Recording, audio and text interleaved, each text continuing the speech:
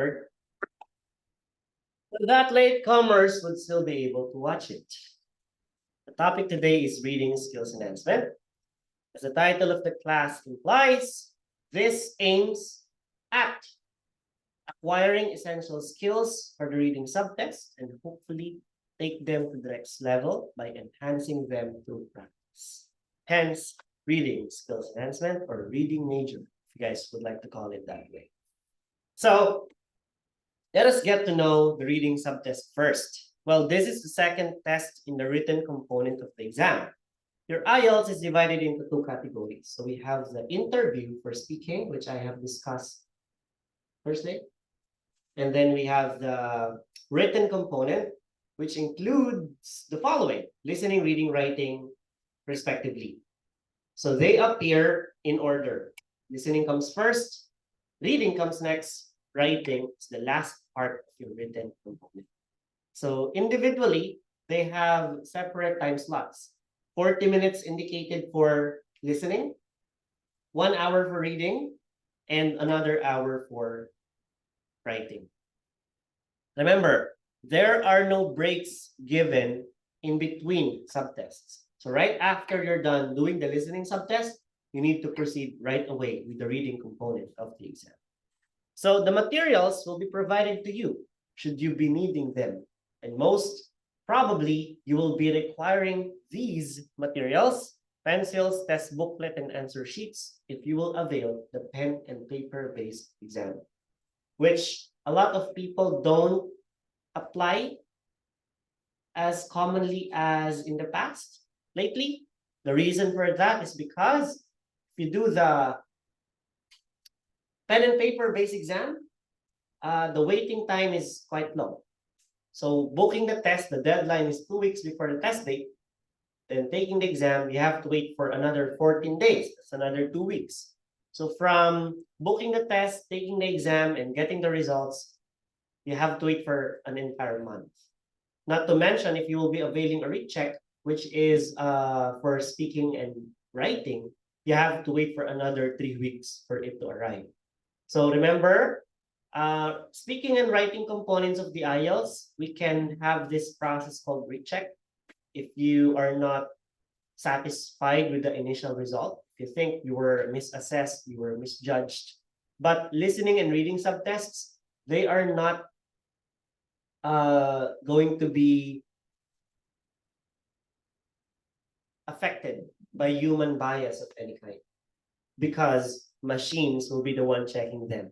So if you committed an error, that will be an error on your end and not because of the checker.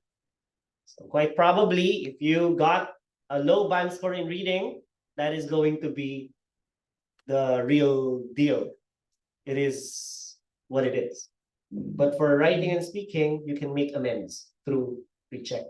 So in the computer-based examination, you can still ask for a sheet of paper as your scratch or a pencil if you want to doodle something. But for me, it's just a total waste of time. So I don't highly recommend that, but you're allowed to do so nonetheless, if you just want it. But again, I don't want you wanting it. Okay? So note, the listening and reading answer sheets are very identical. If you will avail the pen and paper-based exam, they share the same page here, so please be extra careful on the listening exam to make sure that you are writing on the correct answer sheet. So what will happen if you put your answers for listening on the reading answer sheet, or the other way around? Quite probably, there will be a lot of errors on the way, coming on your way.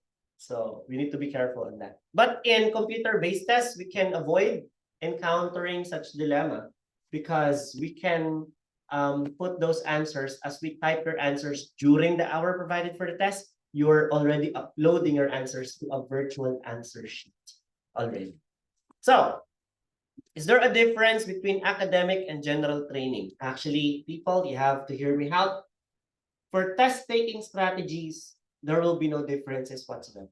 Types of questions that will appear in academic will quite probably be the types of questions that will appear on general training on their side.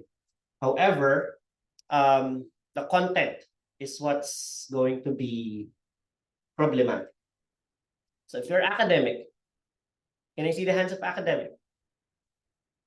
Yes, there are many. 1, 2, 3, 4, 5, 6, 7. For GT, we only have 5. Noong December, parang 14 ang GT ko. Dalawa lang akad. I was happy that time. Now I'm not. Kasi now, the more academic individuals are there, the more problems they bring. Kasi matitigas ulo ng mga academic. Kasi ako sila talagang tinuturuan. Basta, ayun. Hindi mo mababagi isip. 8 taon ng ganito. No? Hindi na mababagi. So academic individuals, your exam is much more difficult. Okay? Example lang to. Sabi, pupunta daw kayong Baguio. Yung sakay ng mga GT, kotse. 4-wheel drive. Hilux. Top of the line. Tapos mga akad, punta rin kayo Baguio. Sabay. Kaso kayo nakabike. Tapos walang cambio yung bike. Ganun po kahirap. I get yung point. We're going on the same destination. But, guys, the contents, academic, kayo mismo susukan yung content ng tanong. Alright? So, for academic, you have a much more difficult content. For general training, you have the easier end of the stick. For academic, you will only encounter 3 passages. Only 3! But the length, whew, very long. For GT, more passages, 6. But they are shorter. So if you're going to get the total, for academic, you have 2,700 to 3,600 words, including the words in the question. In general training, you have the same numbers. Ibig sabihin, mas hati-hati lang kay GT. Pero same number of words. Longer for academic, shorter for general training. Now, there are 40 items in the exam. There are 40 items in total for both academic and general training. However, for academic, to get a band 7, they just need to get 30. It's konti yung kailangan nilang points. Whereas for GT, you need to get more points, 34, for you to get a band 7. Can you guys understand? So once again, pupunta tayong Baguio. Academic, nakabike, handaan, Cannon Road, mas maikli yung route. GT, naka-Hilux 4x4, top of the line, pero mas malayo yung route sa Marcos Highway. Kakaintindihan? 34 points. Sir, paano kung naka-30 lang ako? That is only equivalent to band 7. Band 6 GT. Clear? Yung 34 sa academic, ano na yan? 8. Yeah. See? The difference? If you're general training, sabi mo, wala. Taas pala kailangan para maka-7. Ito makadali lang na exam. If you ask me, I will choose GT any day when it comes to reading. Let's take a look at the phases. Okay? See academic individuals coming in. You look at their face.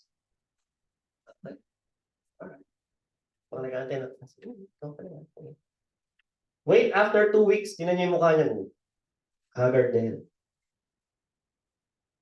Mga post niya sa Facebook, puro mga negative vibes. Pag mga GT, papasok yan. Baby face. Paglabas, baby face pa rin. Fresh pa rin.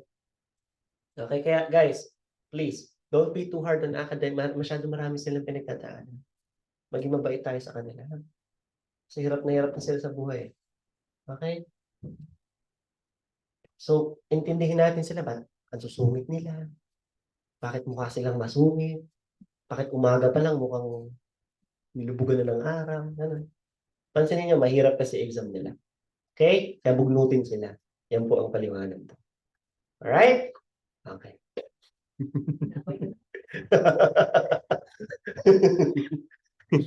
Wag naman. Di ba? Wag awayin ng asawa. Ang ayaw sa awayin. Di ba? Alright. So what are the similarities of the reading for both modules? Well, both exams last for 60 minutes. So, halimbawa po ha, exam day today tsaka tomorrow. 28 may test movies. Alas 9 magsa-start. So, sabay-sabay kayo mag-listening. After 40 minutes, sabay-sabay kayo magre-reading. Halimbawa, 6 yung academic, 3 yung GT. 9 yung slots. Sabay-sabay kayo magsisimula, sabay-sabay kayo matatapos. Nagigets? So, even though the contents of your exam will be different from the module, depending on which module you will be taking, they will last for 60 minutes. Remember, there are no extra time given after the hour allotted for the test. Unlike listening, na computer-based, meron kang 2 minutes to check your work. Listening, pen and paper-based, you have 10 minutes to transfer your answers. So, you actually need to use different test-taking strategy from the other exams. In speaking, the best strategy is to internalize and be familiar with questions. Listening, you have to get used to the accent, so practice often will be your best friend. For writing. Reading will be very essential. But for reading, you don't need to read everything. Because if you do, you will have a bad time. So, test-taking stamina could be depleted here. Remember, this is the second exam. And we still haven't encountered the most difficult one, the big boss, writing. So, tipirin nyo po yung pagod at energy nyo dito. Huwag yung number 3 pa lang. Ilan na ako? True. Okay? So you have to conserve your energy. How? So this lecture will tell you how. Okay? I'll teach you methods, how to survive the reading exam with having enough energy left to last for the next exam, the most difficult writing. How difficult is reading anyway? Is it difficult? In the level of difficulty, arranging from the most difficult to the least difficult. Most difficult is none other than writing. We can all agree that writing is shittiest test ever. Speaking is actually second easiest. Listening is the easiest. So reading is in between writing and speaking. One of my good friends in college took the examination. He got an 8 in speaking, 7.5 in writing. But he only managed to get a score of 5 in reading. Can you imagine?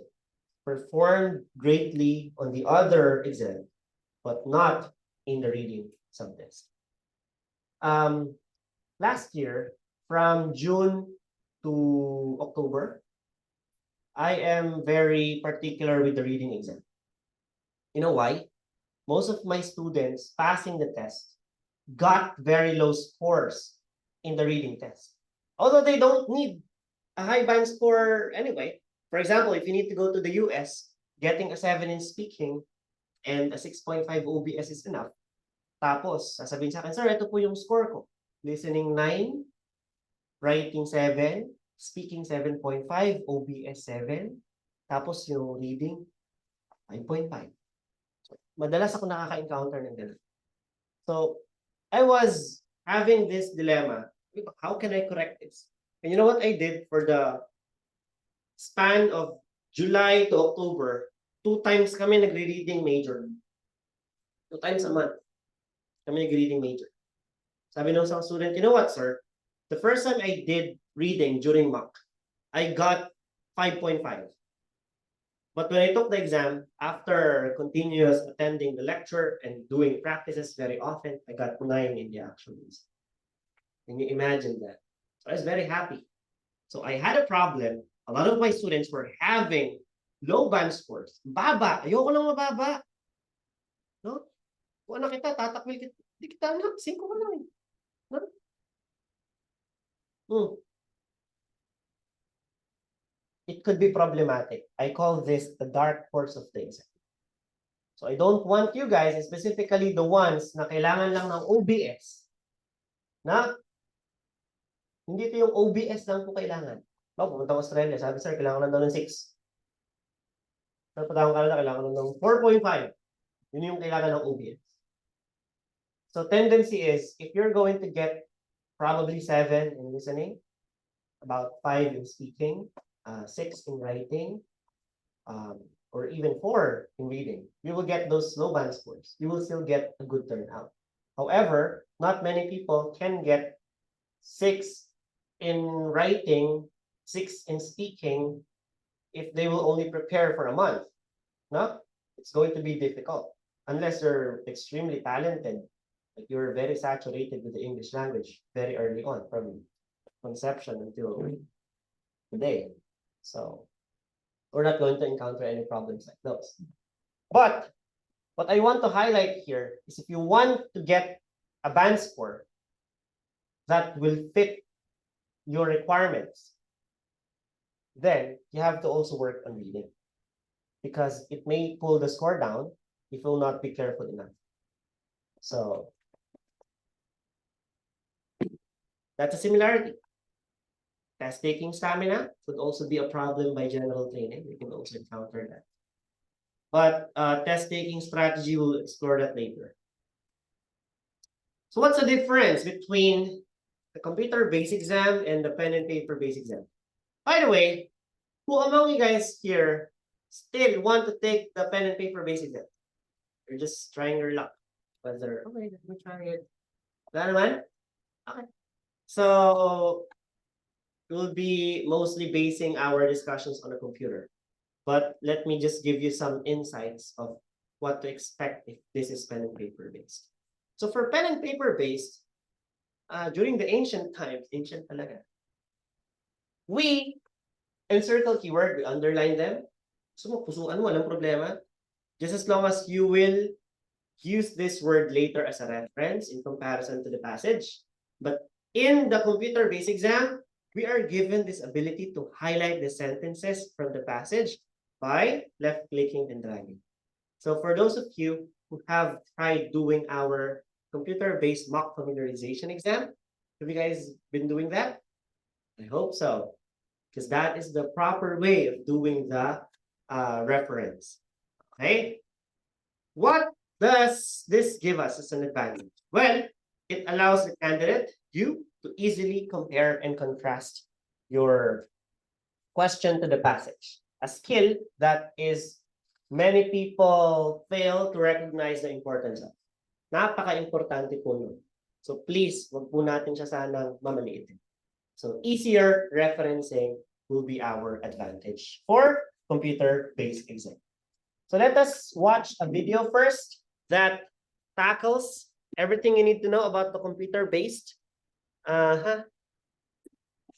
exam regarding the reading subtest.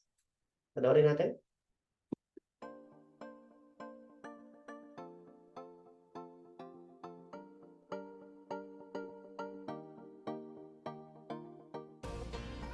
In the reading test, the text appears on the left and the questions on the right. To see all the text and the questions, you'll need to use both scroll bars.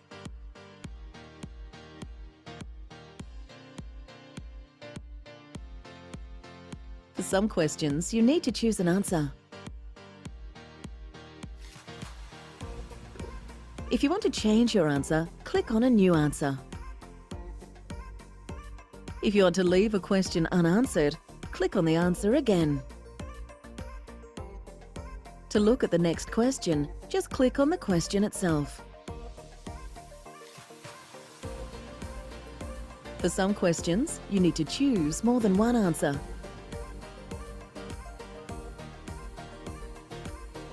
If you want to change any of your answers, click on the answer you want to change and then click on your new answer.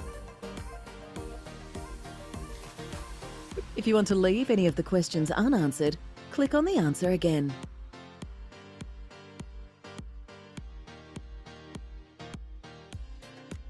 For some questions in the reading test, you need to choose which paragraph or section contains the information listed in the table. Remember to scroll to read all the text. For each question, click on the correct space in the table. If you want to change an answer, click on your new answer. If you want to leave the question unanswered, click on the answer again. For some questions in the reading test, you need to click on a heading for a paragraph or section and move it into the gap. So we call this the drag and drop, where you will click the answer, dadalhin mo siya dun sa blank, and then you just have to drop the click. If you want to change your answer, move another heading into the gap. If you want to leave the question unanswered, move the heading back.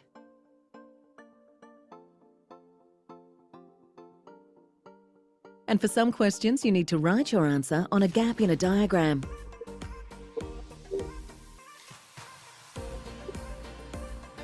If you wish, you can also highlight sections of text. To do this, left-click and drag your cursor over the section of text or question you wish to highlight. Then right-click and select the highlight option. To remove highlighting from the text, right-click on the highlighted area and select Clear.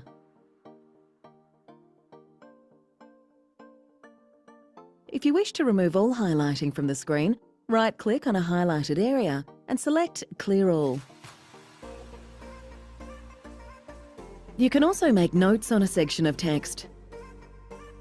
To do this, left-click and drag the cursor over the section of text or question you want to make notes about. Then right-click and select the Notes option. Your chosen section of text will be highlighted and a yellow notepad will appear. You can write your notes on this. Click on the cross in the notepad to hide your notes. To see your notes again, click on the highlighted section of text. If you want to see which areas of highlighted text have notes, move the cursor slowly over each area of highlighted text. If a small orange box appears, it means that the highlighted text contains notes. To remove notes from text or questions, right-click on the highlighted area and select Clear.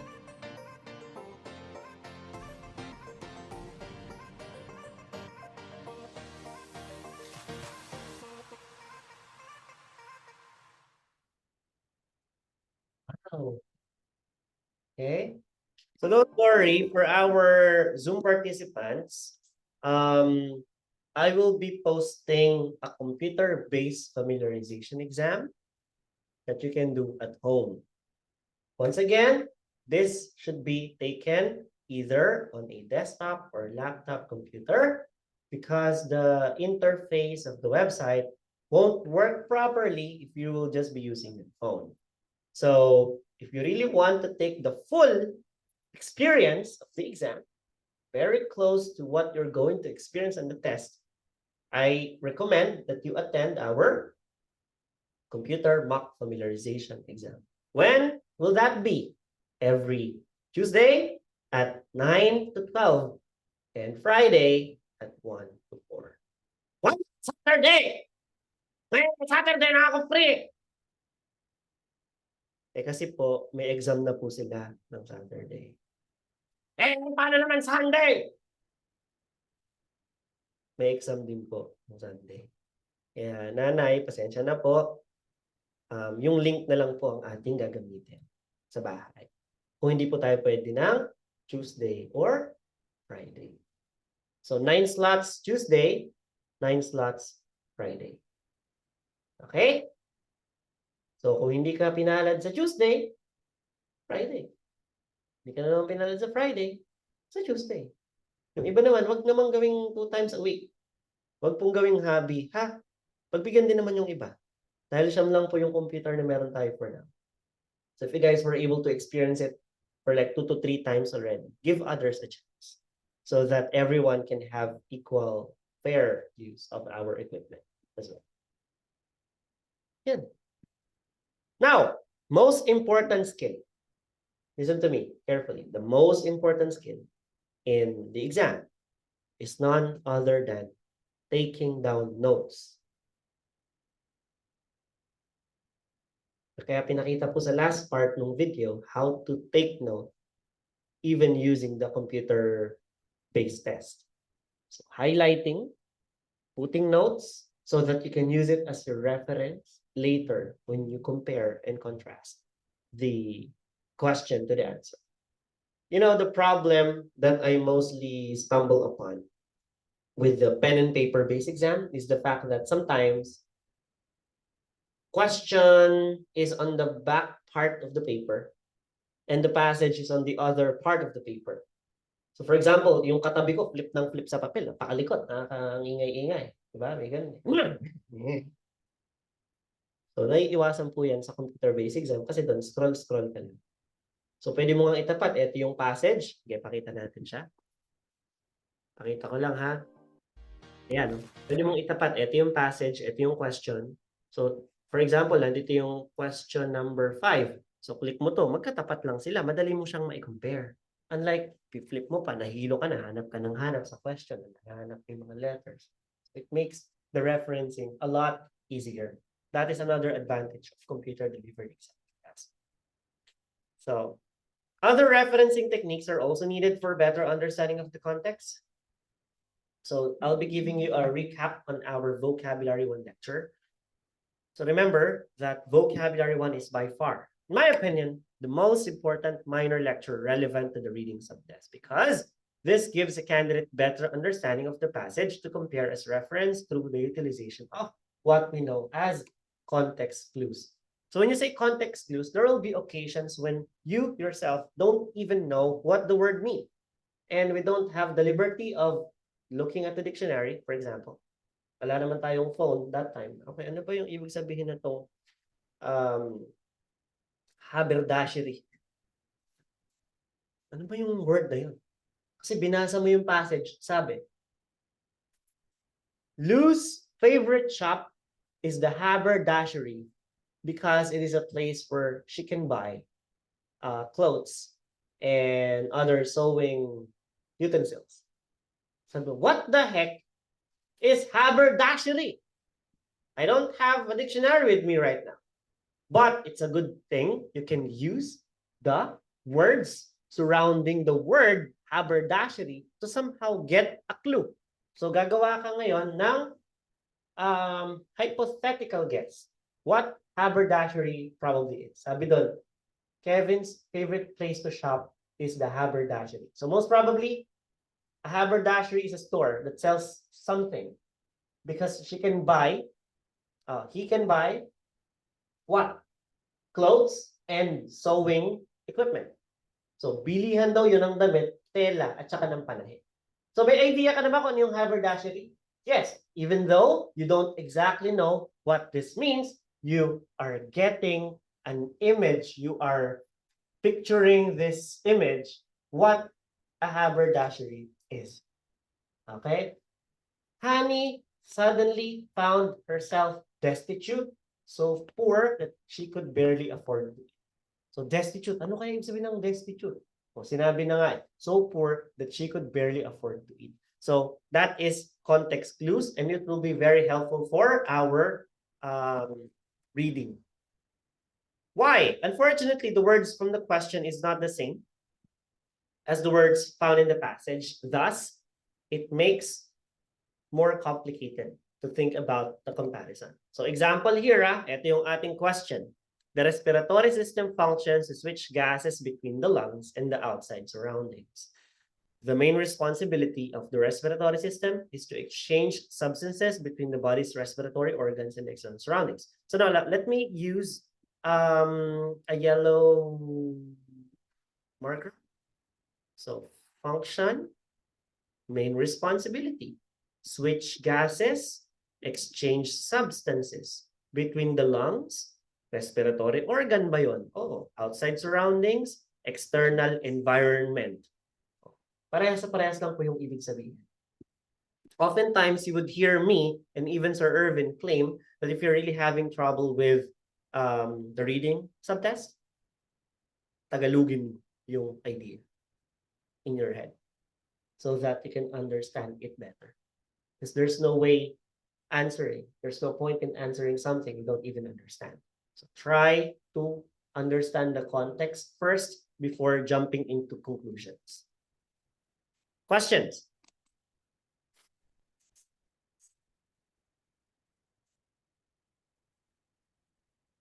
Oh, so one good question we have here in PTE or the Pearson's test in English, we have this erasable notepad and marker. Dito kay IELTS, pwede ka rin magsulat, pwede ka rin gumamit ng note. Hihingin mo yun sa testing invigilator. But I don't see any point doing that. KPT kasi, meron tayong tinatawag na exam. Ang tawag natin dito ay write from dictation. So meron ka maririnig na voice, isusulat mo siya. So hindi siya for reading, actually it's for listening. That's why you need to write down notes. And in the IELTS listening, not you will write note, but you will type your answers directly on the computer. So similar setup naman siya. So they are completely different exams, but I just want everyone to remember that PTE, OET, and other English examinations were based originally in IELTS. That's why they have the same 4 components: listening, reading, writing, and speaking. So, have you guys tried taking PTE? And you switch to IELTS because IELTS is much preferred by your employer. Huh? Why? Ilan kailangan yung score sa PTE? 70? 75? Australia. Most probably they use it in Australia. Doon kasi siya na-invent. Pearson.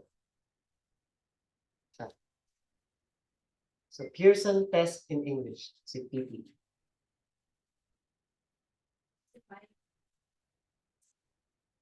Bababa.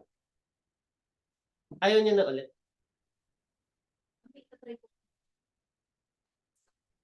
Ito yun.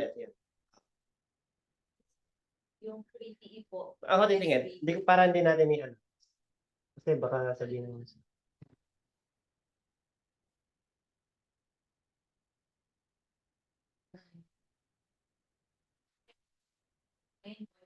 Speaking 90. Over 90. Wow. Perfect. No mistake. Dali ka na maging coach. Hindi yan. Where did you take the exam? Kasi, sa mga hindi po nakakaalam, sa PTE, meron po kasi sekreto dyan. Meron ka isang lugar na hindi pagtitaken. 3 kasi yung Ay, test opo. center. Huwag ka mag-take sa isa. Kasi doon parang laging mababa. Saan yung isa? Base. Ace, tapos yung Missnet ata. Huwag sa Missnet. Yung pinakauna namin, mababa. Tapos nagbago yung Ace din, tumaas. Papapackshit ka na lang kasi. Ano yung pinasa Manila? Ace. Ace is tapos yung isa laging full eh. Nagtayo yung Baguio Mount kasi less traffic. Mapapashit ka. Alam mo yung minsan makaka-80 ka doon, pero 65 lang magiging score. Doon sa Missnet na hayop. Pero kung calibrated ba yung ano nila? Ang dami nagreklamo doon. Ewan ko ba? So, that is exactly how this referencing works. Look at the words found in the passage in comparison to the words found in the question. They're not the same, but they mean exactly the same. Get the point? So we have different types of questions. We have the summary completion. So let me give you an idea what a summary completion is. Have you guys seen a cake? You know what the cake is? Yes. For you to taste the cake, you don't eat the entire cake. You don't eat the whole thing. For you to get a taste of cake, you just get a slice. Sabihin na natin sa mas madaling explanation. Si cake yung passage, yung slice o cupcake yung summary. Meron siyang kulang na parts at ikaw ang magsusupply ng mga missing information na yun. Madali po bang hanapin yung mga missing information? Sir, sabihin mo sa akin, madali kaya mahanap? Yes, bakit? Dahil doon mo lang din naman siya ipinares. Tama ba? Parang paggawa ng bahay. Alam mo, kung nasaan gawin yung pinto, kasi meron kang plano, matutuntun mo siya doon. You have this framework to strategize where exactly those words can be found. And to tell you honestly, all you need to do, hanapin mo yung blank, puntahan mo yung keyword before the blank, puntahan mo yung keyword after the blank, hanapin mo siya doon, kung ano yung gigitnain yung sagot. Ganun lang po siyang kadali. That's why reading sometimes is not even required in the reading exam. True. You know, some people who will claim that they get a low band score, those will be the ones who will claim binasa nila yung entire thing.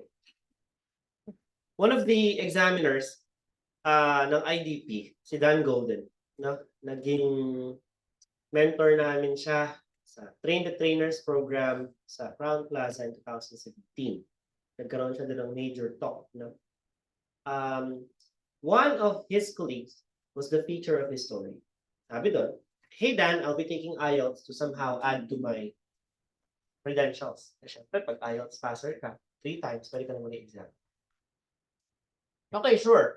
My only recommendation is for you not to read the reading passages, the entire thing. Skip them. Just do skim and scan, okay? All right. Okay then, I promise. Now, when the lady came in their faculty area, she was like this, hiding her face from them.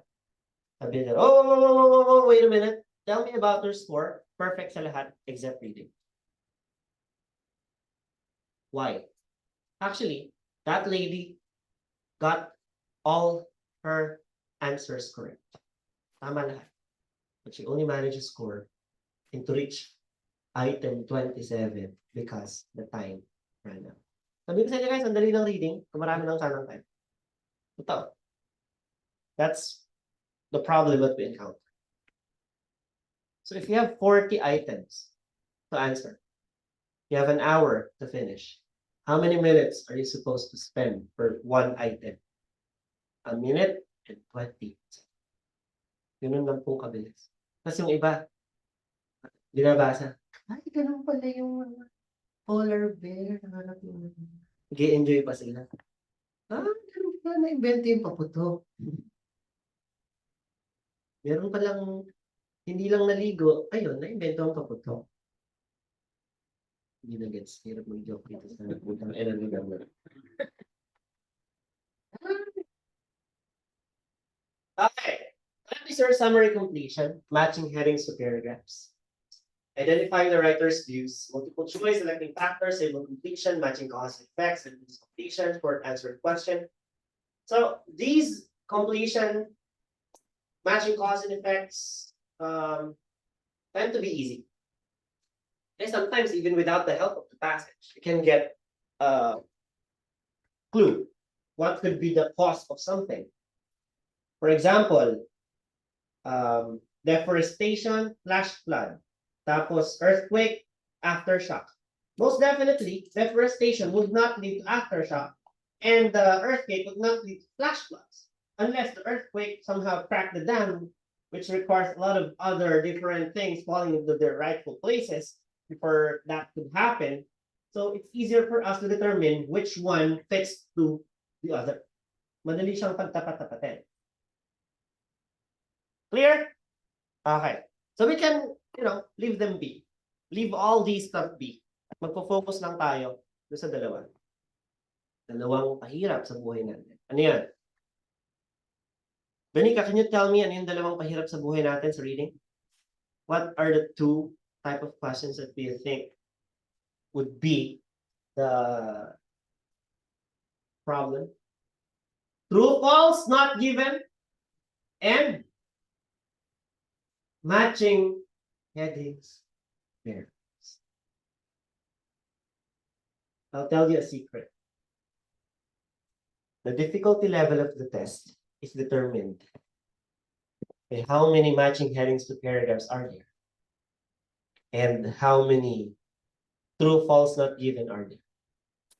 The more they are included in the test, the more difficult their exam becomes. The less, the easier. And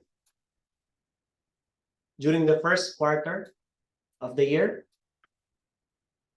there are fewer matching headings and true, false, not given. Have you encountered so many of these in your test December? Compare it this time. I challenge you. I'm telling you the truth. Probably if you encountered 7 items matching headings and 8 items, that's a total of 15 for true, false, not given. This will become only around 10 to 12 for this quarter. Because the examination in IELTS, they are much more generous. January, February, March. Kailangan mo yan. Lahat ng kabuenasan ay kailangan. So, exams get more difficult as we reach the end of the year. Diba? Naisip kasi ng ilan. Take ko na ito ng December. Ito nang pamaso sa akin ni Lord. Mali-mali po yun. Mindset.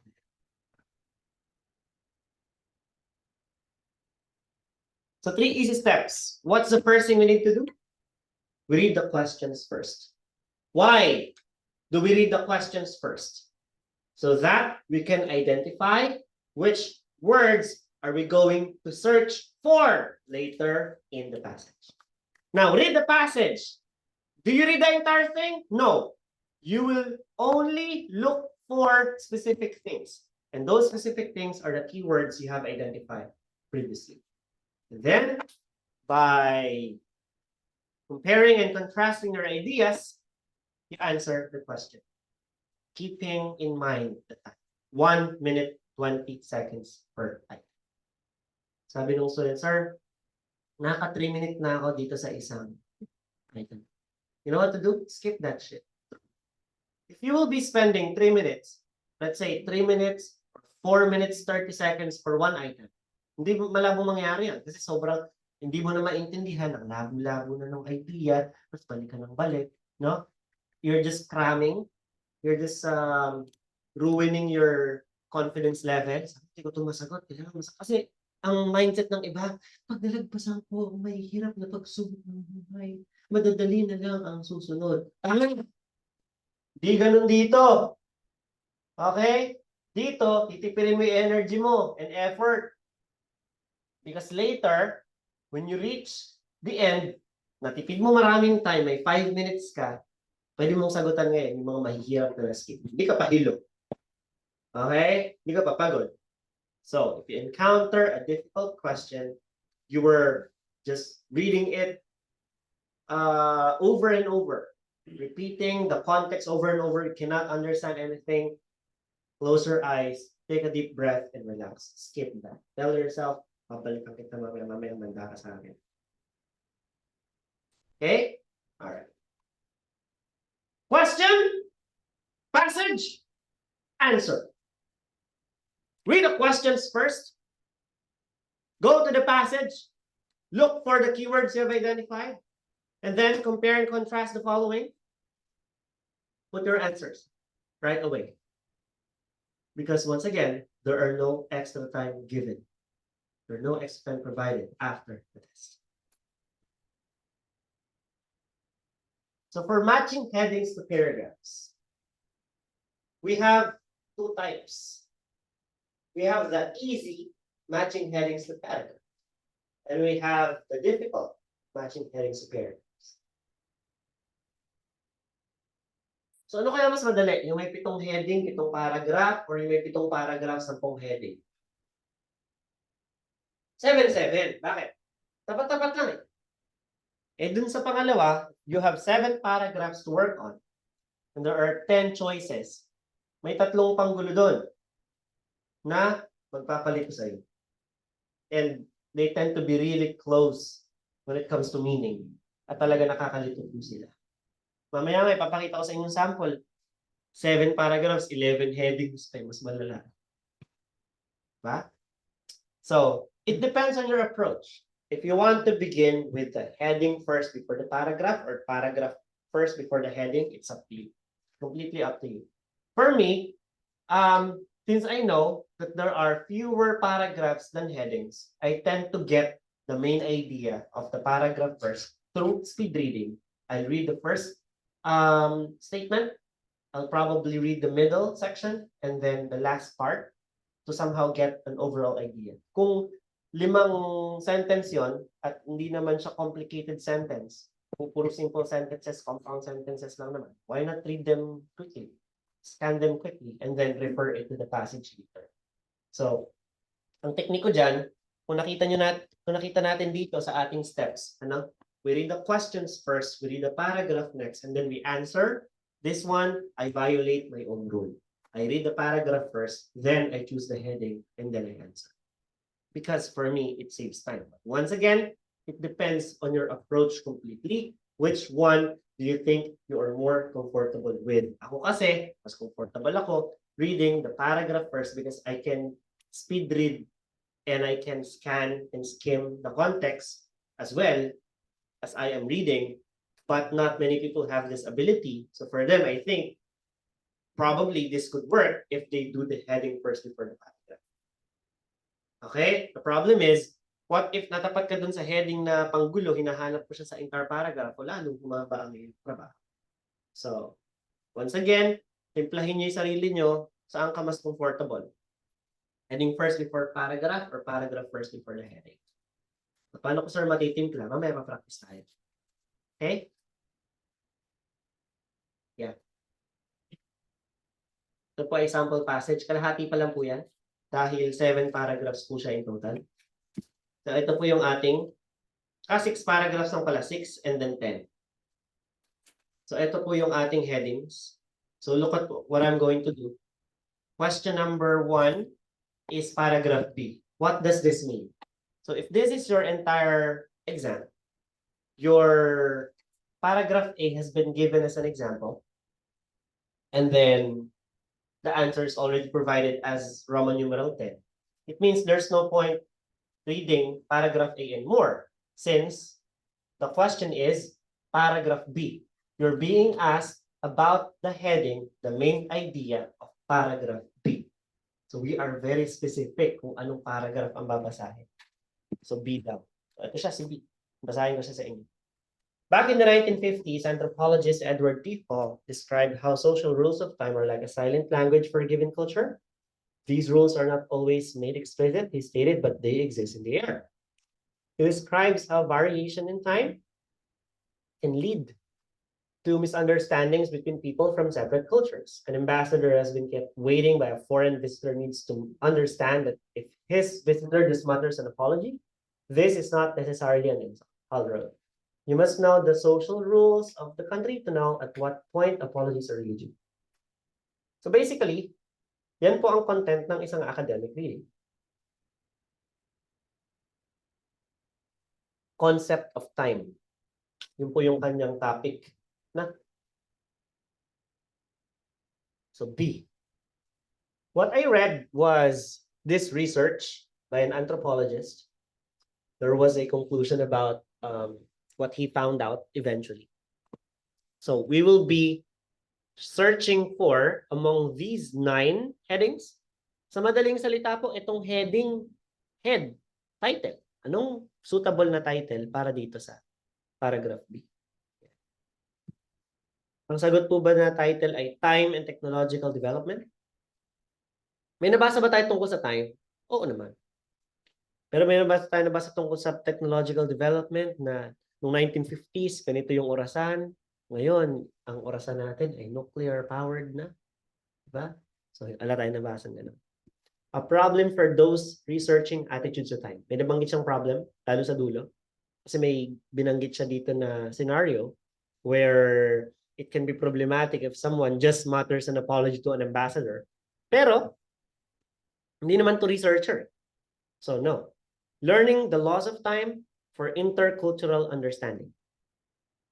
Actually, tingnan niyo ha, yung words na makikita mo sa B, saturated yung word ng culture, social rules, time.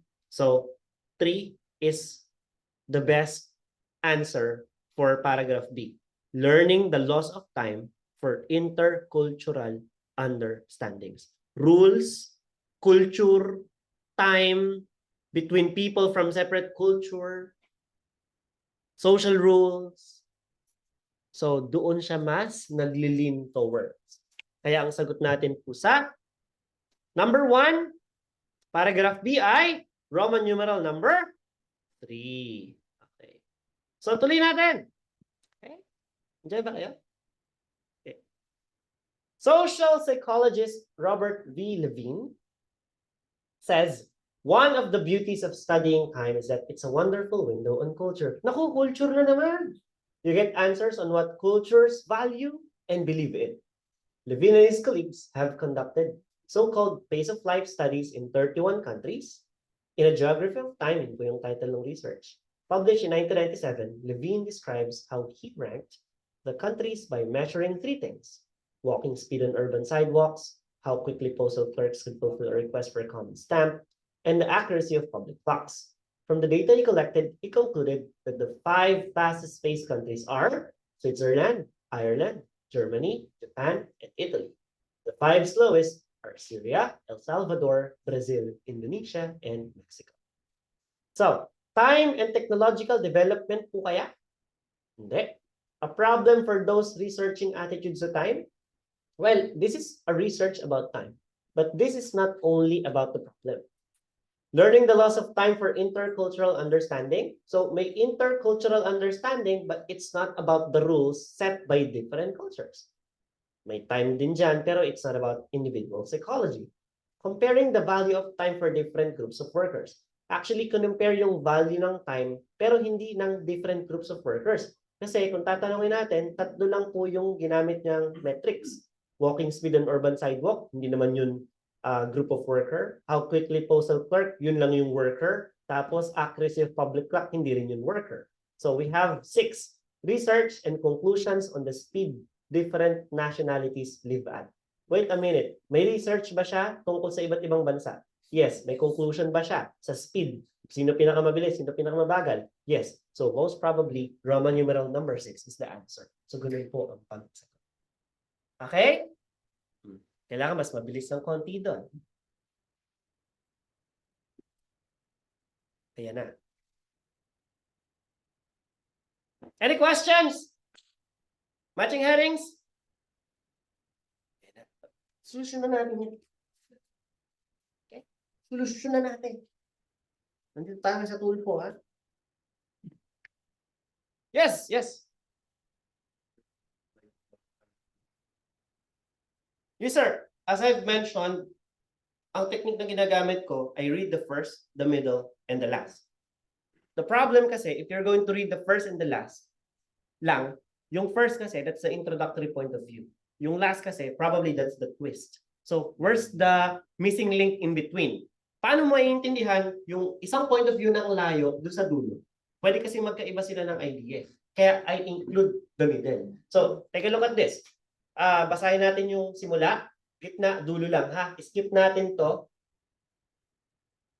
This will be, sir ha, ulitin ko lang Sir Arton, para po sa lahat na nakikinig, para sa lahat na nakikinig, uulitin ko lang, uulitin ko lang, uulitin ko lang, uulitin ko lang, uulitin ko lang po, uulitin ko lang po. Gagawin nyo lang po ito pag gahol na po talaga kayo sa oras. Hindi ko to sinasuggest na gawin nyo, hindi ko to sinasuggest na gawin nyo, hindi ko to sinasuggest na gawin nyo, hindi ko to sinasuggest na gawin nyo.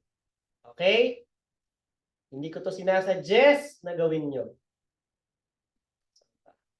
Tanggalin na natin ito. So, ang babasahin ko lang po ay yung pula.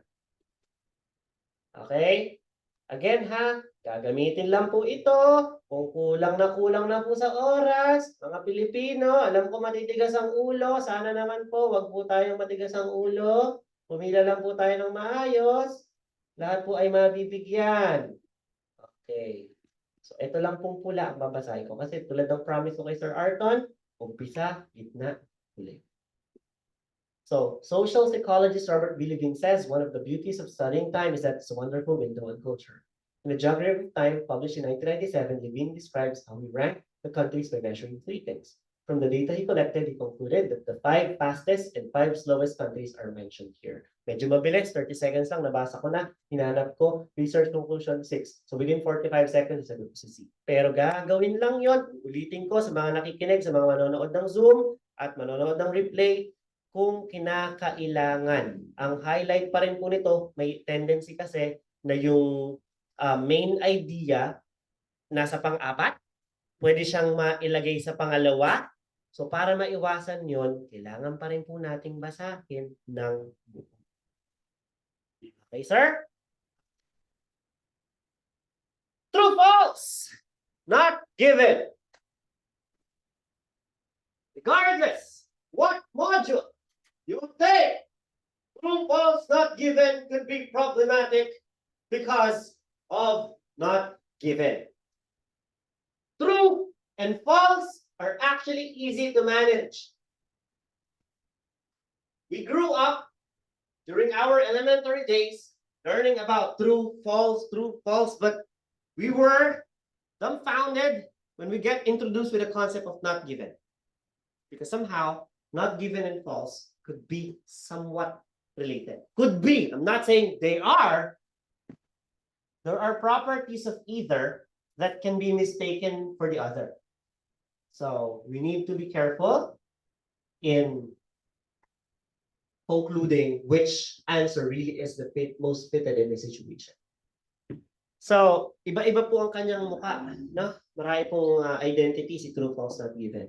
Meron yung TFNG. Kaya nga guys, ang pinaka-importante, basahin ng instruction. Nakalagay sa instruction, write T. The answer is true. Tapos nilagay mo, true.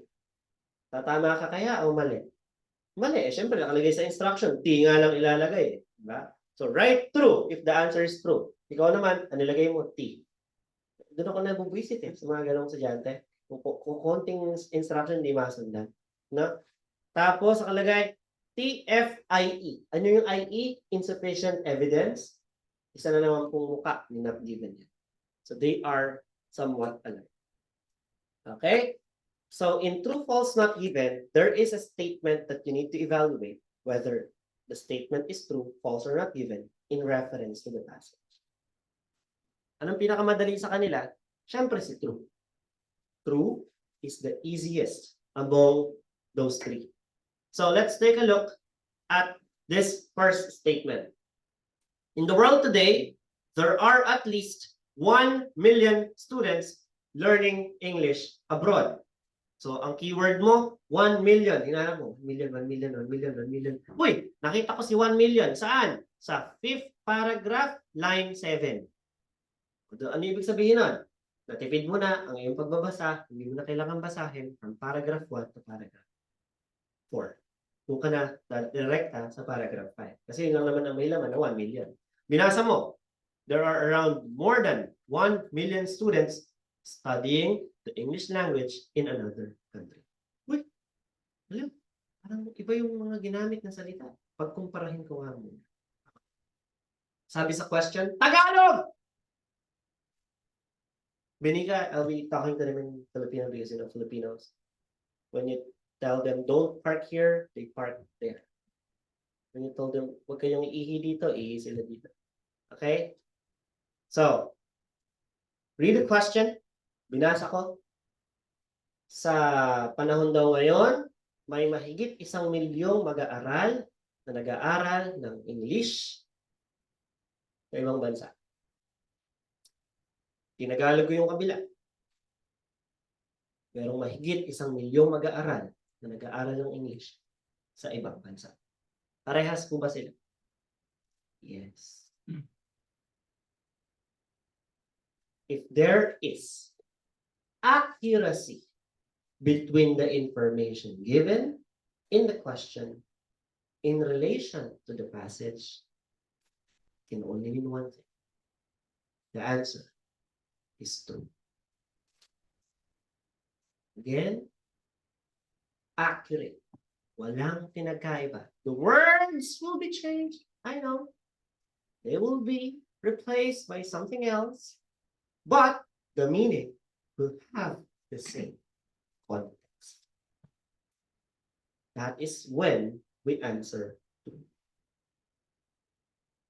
Now, here's the thing. Listen to me, people. Here's the thing. We don't normally encounter truth in the exam. Why? Madali. Bakit magbibigay yung examiners ng madali? Test nga ito. So most probably, out of the 7 items, there's only just 1 to 2 answers of truth. Yes.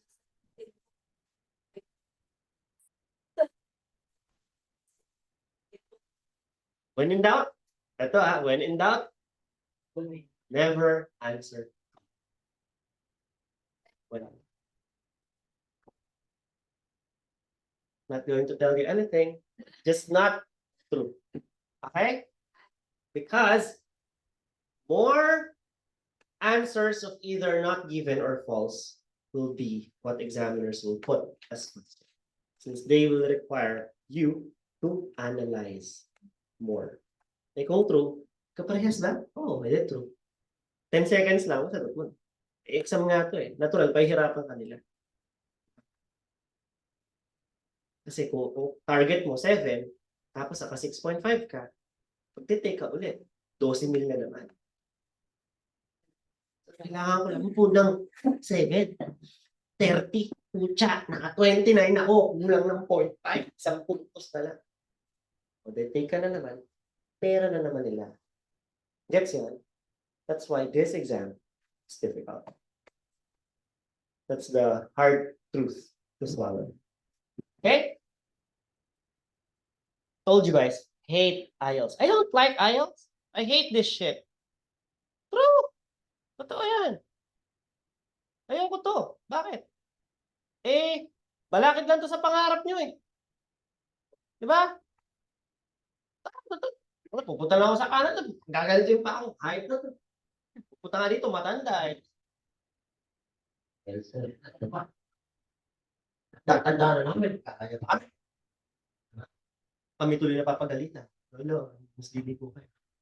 Libi po talaga. Hindi ka pwedeng bayaran na ngayon? Pwede lang eh. It's a hard truth to swallow. They will not make this easy. They will make this somewhat challenging. That's why. In reality, true as an answer does not appear very often. False. When do we answer false? Take a look. Ano yung mabasahin una? Part na naman binabasa. Question. Okay, we read the questions first. Nasaan yung question dyan? Nasa left. Okay? Mama, ano pangalan mo naka-black? Ann, pakibasa nga yung question.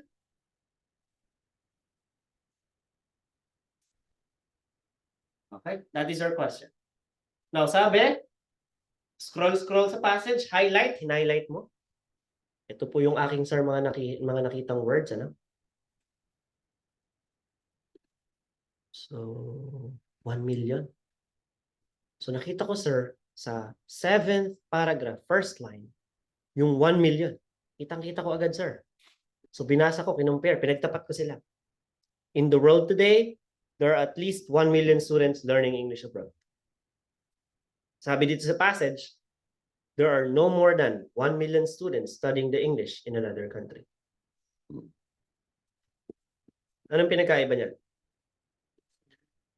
This one is greater than 1 million. This one is less than 1 million. You encounter this in the exam. The first thing you need to do, tell yourself the answer is not 2. You're only left to choose between 2. Either not given or false. It narrows down the choices. It makes the passing rate much higher. Dalawa na lang pagpipilian. Sabi ni Sir Kevin, if there's an inaccuracy of information provided, inaccuracy, ibig sabihin, hindi siya yon. Sabi, mangga, paborito kong prutas ay mangga. Sabi sa passage, paborito kong prutas ay saging. Ang saging ay hindi mangga. So, ang sagot po dyan ay false. They are not equal. They are not the same. There's an inaccuracy. Nagigets po ito, ha? Nagigets ito. That is the time when we answer false. Ulit! Okay? When you encounter something like this, read the question. In the world today, there are at least 1 million. When you say at least, it means 1 million or more. And then in the passage, it says there are no more than 1 million. So it will not even reach 1 million. Let's say 890,000. So 1.5 million versus 800,000 is not the same. They do not represent one another equally. So lalabas na tong not equal sign. Once again, Sir Kevin said, the first thing you need to do is to remove true from the equation. Tatlo ang pamimilian, true, false, not given. Ang unang mong tatanggalin, false, eliminate ka, tanggal ka na. Remove from the equation, true. You're only left with not given and false. So 50-50% chance. Natatama ka o hindi. Para malaman kung false nga ba talaga ito or not given, think about this for a second. Is there an inaccuracy of the information provided? Yes. Greater than 1 million is not equal to less than 1 million. Hence, the answer is false. Clear? Okay. Ano pa ang mga instances na nakaka-encounter tayo ng false? Opposite words?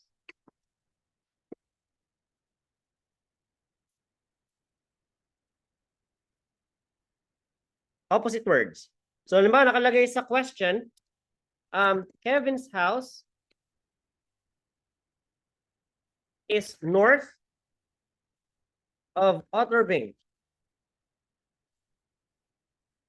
Sabi dito kay passage, nasa paragraph 2 is south of Otterbing.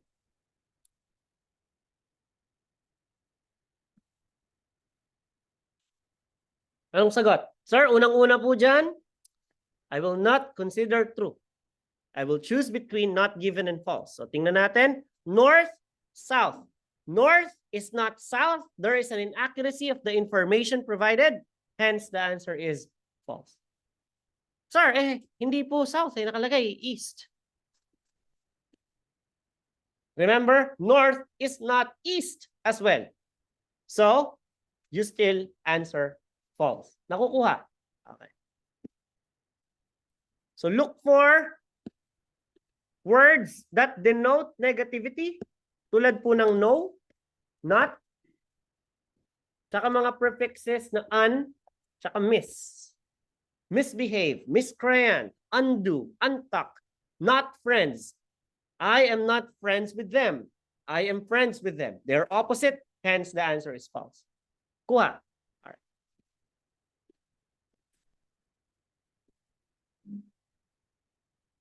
So this is an example na hango po mismo sa totoong exam. Study destination choices are influenced by proximity to home. Which means, if I'm going to study somewhere, I will consider how far or near it is the place where I live. Is that correct? Okay, now, if I'm going to read the passage, numerous studies conducted in Britain and the US show that country of choice depends to a lot extent on economic factors. So kung ako ay pipili ng lugar na pag-aaralan, the main thing that I will think about is not whether it's far or near the house where I live. I'm going to think first about the money that I have the capability of spending. So anong sagot dyan? Sir, ano po kayang sagot dito? Sir, na naka-blue. True, false, not given. O yun. Nakalagay na yung sagot, false. Alright? Bakit po kaya false? Because proximity to home and economic factors are not the same. Unequal, opposite, different, inaccurate. The answer is false.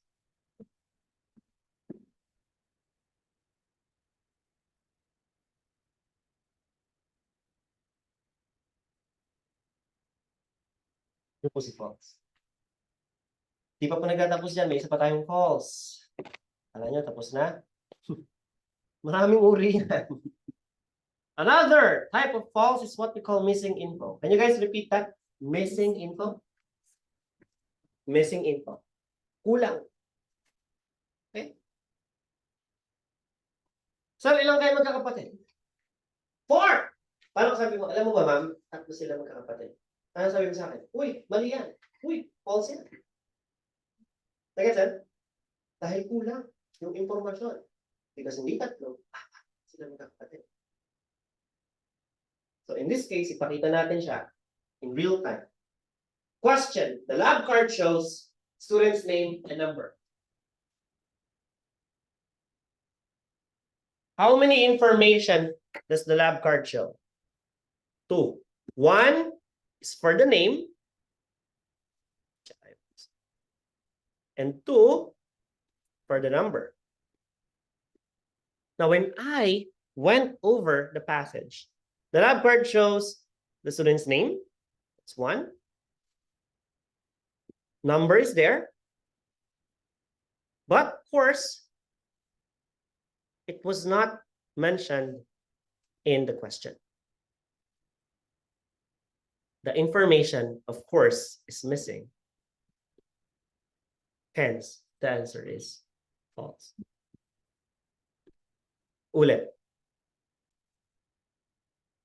Remember, the passage is our reference. Whatever is contained in the passage is absolute. This is unchangeable, fixed. But for the question, this is variable. The statement will be changed so that it can either be compared as true, false, or not given in the passage later on. And here we are seeing that 2 pieces of information are provided in the question, and there are 3 pieces of information provided in the passage. Because 2 is not equivalent to 3, the answer is false.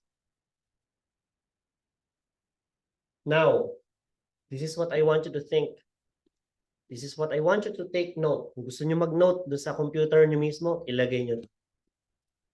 Ilagay nyo. Totoo, lagay nyo to. Totoo. Kulang. Question. Sobra. Passage. False.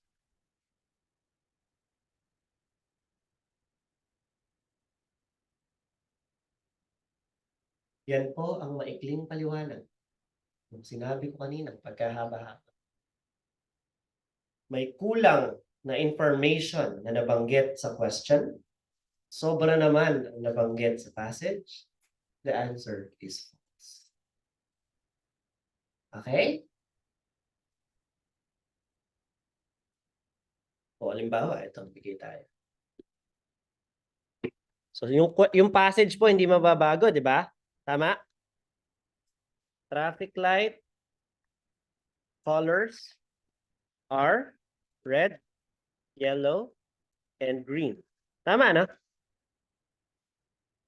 Kung ang nilagay mo sa question eh ganito, nakalagay sa question ha. Is ganito. Are red, orange, and green. Ano pong sagot dyan? Fucking false.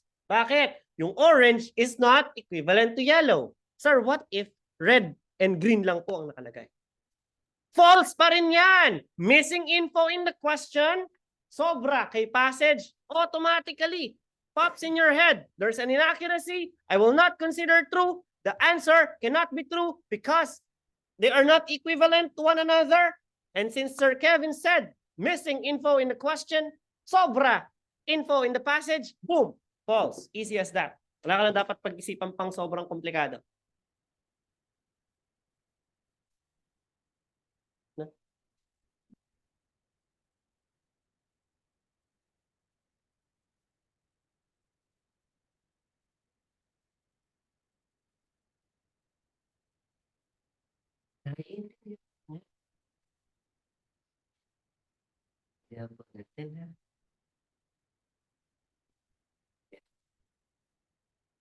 Sa totoo lang guys, si false madali. Sometimes it's easy to determine initially, even at first glance, to false to. Madali siyang determine. Not given is a very confusing point between true, false, and not given. Sabi ko nga, the concept of true and false is what we have identified as easy because ever since we were young, we have introduced to the concept. We have been introduced to the concept of true and false. But because not given has been introduced in the equation, it created a confusion among test takers. What is this not given? And why does it seem like it looks and sounds as if it's true? And why does it seem and sound as if it is false? Diba? It's somewhere sitting in between. So let us identify first what is the not given concept. So for you to easily understand not given, hindi binanggit, hindi binigay, hindi nakalagay, hindi nakasaad. Walang sinabing ganun. Clear? All right? So take a look at this. The lab card show student's name, course, number, year level. Then we have here the passage. The lab card shows the name, course, and number. Now, one thing is missing, year level.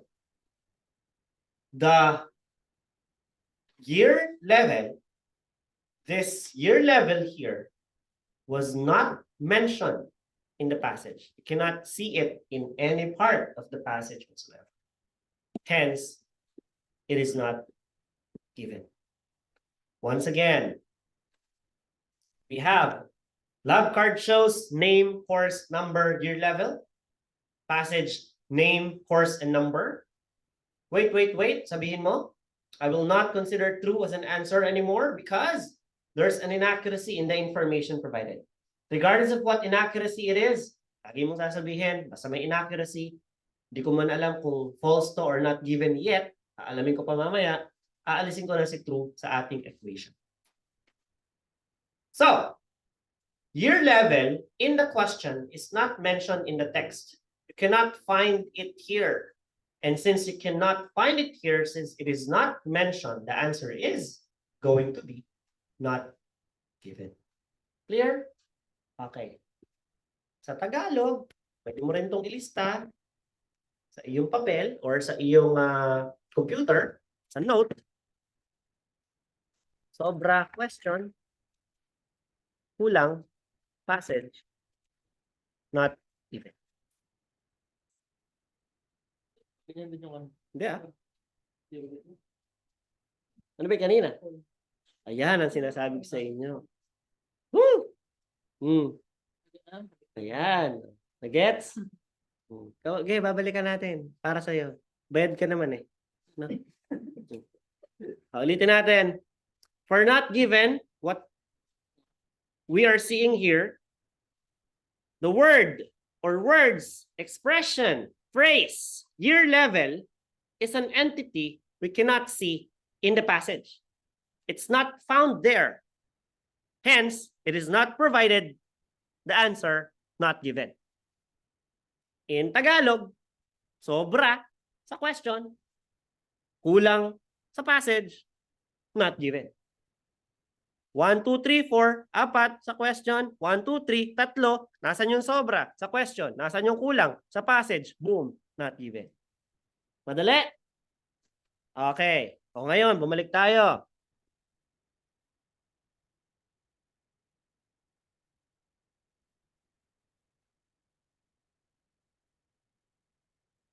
Dito naman sa false, kulang, question, sobra, passage, false. Bakit? Bakit, sir? Because the information provided in the question is not enough since there is a missing info, the idea becomes false. Kinukumpara lang natin ha, huwag malilito kung bakit. Again, hindi po nagbabago yung passage. Yung question po ang nagbabago because whatever is in the passage is fixed. Whatever is contained in the passage is going to be absolute. So for the question number 1, the lab card shows a student's name and number. So you will identify first. Name and number, there are only 2 pieces of information. In the passage, you have 3. Name, course, and number. So the student's name and number alone are not sufficient to fill in the missing gap of course. The answer is false because there is an inaccuracy of the information provided since there's a missing information in the question. Kulang kay question, sobra kay passage. Now, if you go to not given, this is a different type of game. Question number 4. The lab card shows the student's name, course, number, and year level. There are now 4 pieces of information provided, but in the passage, it remains unchanged. Fixed pa rin siya. 3 pa rin siya, no? So ano nang sagot? False pa rin ba? Hindi na. This time around, we will answer not given fully because of the year level concept. This term, year level, is not found anywhere in the passage. It is not found. It is not mentioned. It is not given. Tagalog, sobra kay question, kulang kay passage, not given. Sulit ba?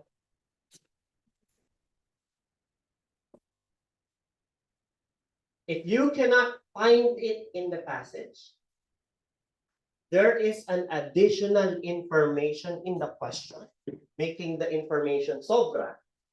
Even if it is most likely to, then the answer is not given.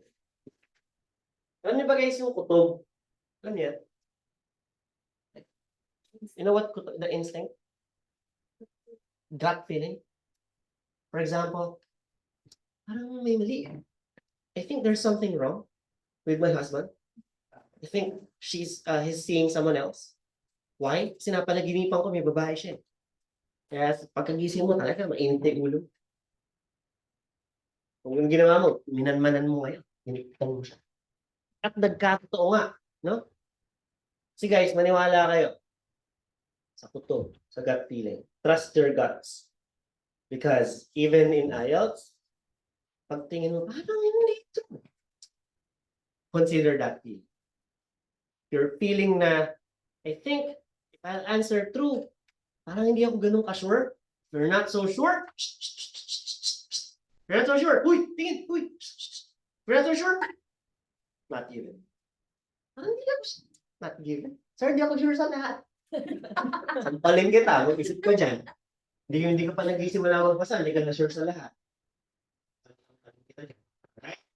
You're not so sure, consider answering not given. Yung example po ng you cannot find it in the passage, no? Mamaya, magpapakita po ako sa inyo ng sample ng true, false, not given that appear in numerical order. And isang sample ng true, false, not given that they don't appear in that order. Usually, if the answer appear in numerical form, for example, answer sa question 1, paragraph 1, answer sa question 2, paragraph 2, answer sa question 3, hindi mo makita, answer sa question 4, paragraph 4, answer sa question 3, malamang ay not given. Nagkakaintindihan? Kasi hindi mo siya mahanap in between paragraph 2 and paragraph 3. Hindi naman siya mapupunta sa 8 basta-basta because it is in numerical order. Most of the time, I'm not saying all the time, consider mo na numerical order. Meron akong sample dito na hindi numerical order. So, consider that.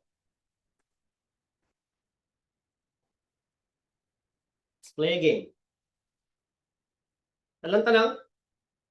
May mga tanong po sila? Sir, mga clarifications, violent reactions, or comment, suggestions, email us at dinerreview@gmail.com. So I have here a question on the left and a passage on the right. And I'll read the contents to you. The lab card shows the student's name, course, and number. And the passage, the lab card does not show the student's name, course, number, and year level. Is it true, false, or not given? Ay, sabay-sabay talaga ha. Okay. So, narinig yon mga nasa Zoom. Mga nasa Zoom, I want you to participate as well. I want you to put your answers on our Zoom chat. You can put your answers starting right now. Okay?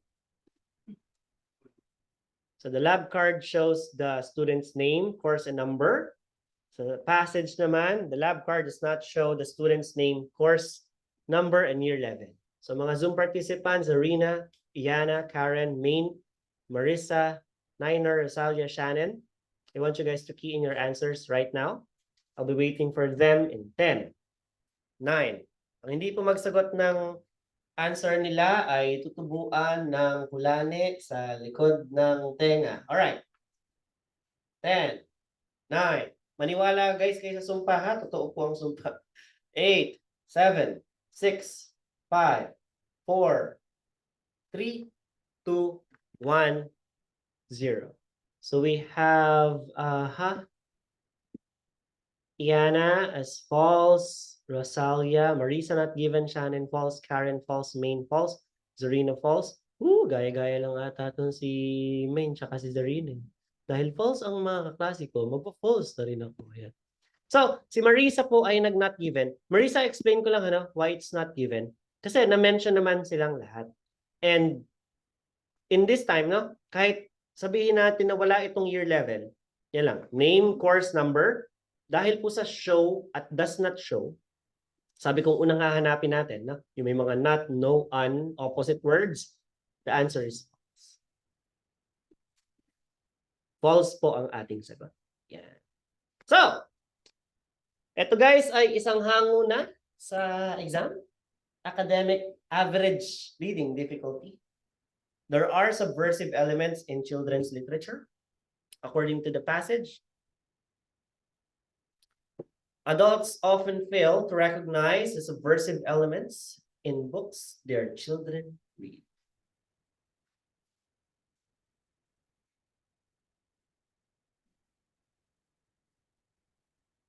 Tamimi kayo, hindi na kayo sabay-sabay. Sabay-sabay. Okay, meron na pong sumagot sa Zoom. Mamaya, bubuksan ko yan. Kasi mga nakatingin po itong mga nasa branch, mga wala po kasi silang sagot eh. Naghihintay lang din po sila ng sagot ng kaklase nila. Para kung magkamali yun, sabay-sabay silang. Okay? So mga nasa branch, ano po ang ating sagot? False. Sabi ni Ma'am false. Sabi ni Sir false. False din si Sir. Not given si Ma'am. May isang matapang. May isa na pong sumalungat sa formal flow. Pa. Sagot. Ano kayo dyan? Design lang kayo dyan? Ano kayo? False, sir? False ka din, ma'am? False din? False din? False? Go, ma'am. Kaibigan kayo na ito. Suporta mo na? False? Not given? Given ito. False? False din?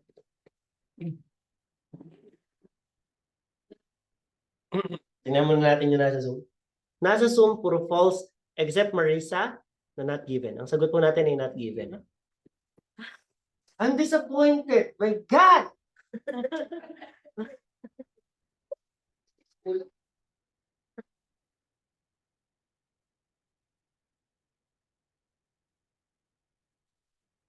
So doon sa mga nasa branch, ganito po yung itsura nila, anong sinasabi nila sa akin ng false. False. False kami, sir, ha? False yan, ha? False. False po yan. Di magkakamali yan, sir, ha? False. False yan, par. Ha?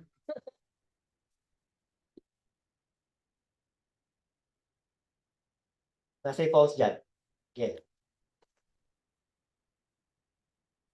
Sir. Kabili po po. Tama naman. So si Marisa, consistent siya. Puro not given ang sagot ni Marisa. Sabi siguro ni Marisa, puro not given ang sasagot niyo dyan, tatama din yan. Okay? So si Iana, si Karen, si Marisa, ay nakatama po sila ng sagot. Yung makakatatlong sunod-sunod po na tama, may 3 pesos GCash po mula sa ating branch. No? 3 pesos with gift certificate. Okay? So paliwanag natin, bakit po ito not given? Paliwanag. Do you see the claim that there are subversive elements in children's literature here? Take a look. Sir, nakita ko po, subversive elements. Understand the context. Adults often fail to recognize the subversive elements in books their children read, which means that these subversive elements, it does not exist in all children's literature, making the claim of the question very general. And that points us to the answer not given. There is an inaccuracy between the information provided. However, this subversive elements, this is too generalizing for the entire passage like this. Hence, the answer is not given. So congratulations to those who got the answers correct.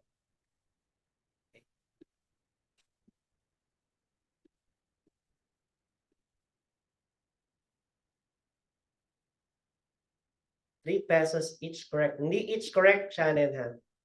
It's only for the 3 consecutive correct answers.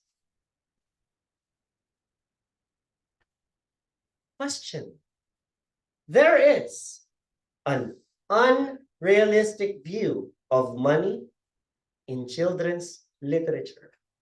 And in the passage, there should be a more realistic view of money in children's literature. Benica says false. Si Benica siguro 2 times mo na ito na-attendan, correct? False. Sabi ni Benica false? False din si sir? Pangalawang beses na rin ba ito na-attendan? Pangalawang beses na rin ito. What about the Zoom participants? Tingnan natin. Para hindi naman lahat, puro branch lang. Sabi sa Zoom, false. Ay, puro false po sila. What about the others? Si Karen, si Maine, si Marian, si Renato, si Iana. Okay? Sabi ni Rosalia, false. Si Karen, false. Serena, false. Shannon, false. Maine. Iana, false. 11 ba? Sakto. Oh, si Iana pala yung nauna. False ang sagot. So may dalawa po tayong false dito sa branch. False ang sagot ng karamihan sa nasa Zoom. Ano po ang sagot natin, sir? False? Ayun. Para hindi mo sa kanila. Naka-attend Ay, guys. sila eh. Wala. Wala na. Victim? False? Not given to her? False? False? Nag-not given si Sir Arton? Kasi nabiktima na po si Sir Arton yan dati. So natuto na siya. Kung sila dalawang beses naka-attend dito, si Sir Arton pangatlo na. At siya yung nabiktima ng huli. Ang sagot po dyan ay not given. Kaya pag lumabas yung mga results nyo, magtataka kayo, bakit lang ako sa reading? More realistic. Ito lang yung tanong, ha? Ito lang yung tanong. Are you seeing the term unrealistic in the passage? Are you seeing it? Nakikita nyo po ba to? Nakikita nyo to? Ha? Nakikita mo yan? Nakita mo ba yan? Dito! Hindi! It's not mentioned. It is not provided. The answer is not given. Eh sir, ito po'y paliwanag bakit ako nag-false. Kasi sabi sa question, unrealistic. Ang sabi po dito, more realistic. O, tingnan mo yung context.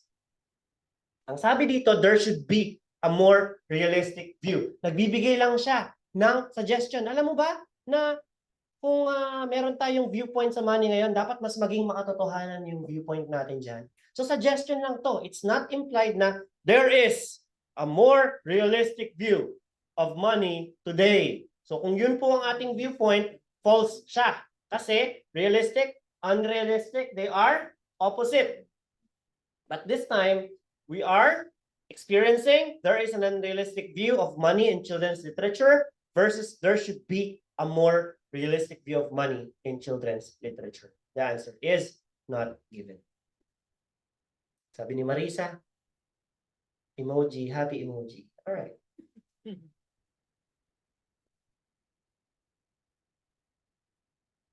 Guys, come on. Guys, come on. Isip-isip.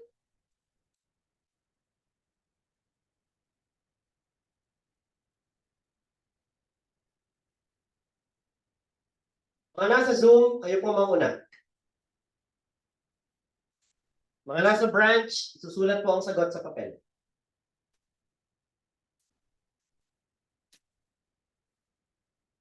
Bakit seryoso ako dyan? Turning point po ng buhay natin. Totoo yan. Totoo po. Kung yung pagsasabi sagot nyo, inyo yan, ha?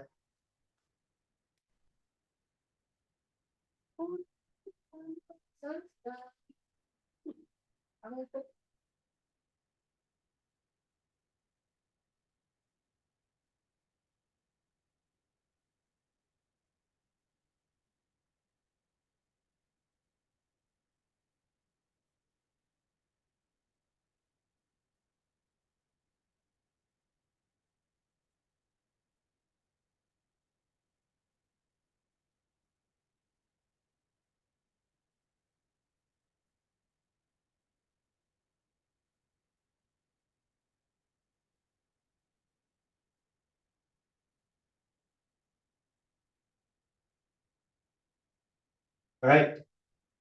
So Zoom participants have already keyed in their answers. Let me read them to you. Starting from Shannon, not given. Ayana, tatlong dot. Nag-iisip pa siya. Si Zarina, not given. Rosalia, false. Karen, not given. Maine, not given. Ayana, false. Zarina, true. May nag-true din, di ba? Bira. Tama po? Okay. Sa mga sinulat nyo dito, meron po bang nag-true? Wala? Ano nag-true? The branch? Okay. Taas kamay po naman nagsulat ng false. Taas kami oh, ang dami ng not given. The answer po ay not given. Bakit? Totoo. Yeah. Babago. Nakita mo ba yung carried by road sa passage? Ganun lang po yan. Nakita mo ba yung carried by road sa passage? Hindi, nag-assume ka lang na, siguro, kung hindi to carried by road, ay not carried by water. Yan. Ang galing mo, no? Lumagpas ka sa bakod. No? You went overboard, guys. You don't overanalyze. Ganun lang po kasimple. Carried by road, you don't see it in the passage. The answer is not given. Simple as that. Okay? Walang magkaka-Gcash. So gusto ko ipakita sa inyo to side by side. Na? Sabi ni Karen, 3 pesos. Sabi ni Sally, nakakalito. Oo, nakakalito talaga yung not given. Sabi ko nga sa inyo, not given po madalas ang mag-a-appear sa exam. Kaya nga ito, pinapa-example ko, nakakalito sa inyo, para pagdating nyo sa exam, hindi na siya ganun nakakalito. Right?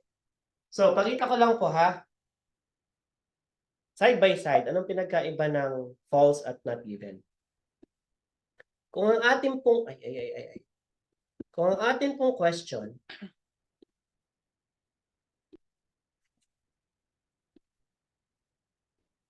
ay it is. Question, standards at tertiary institutions are improving. Kung ang nakalagay dyan, standards at tertiary institutions are deteriorating. Yung improving and deteriorating are opposite inaccurate words.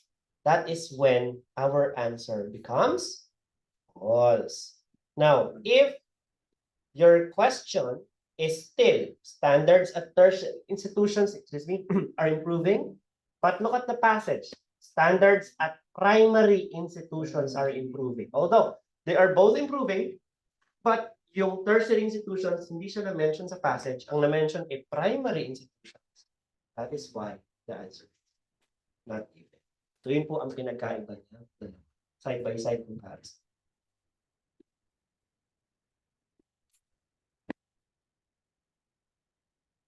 So sample passage, multiple choice, very basic. Tingin ko kayang-kaya natin to.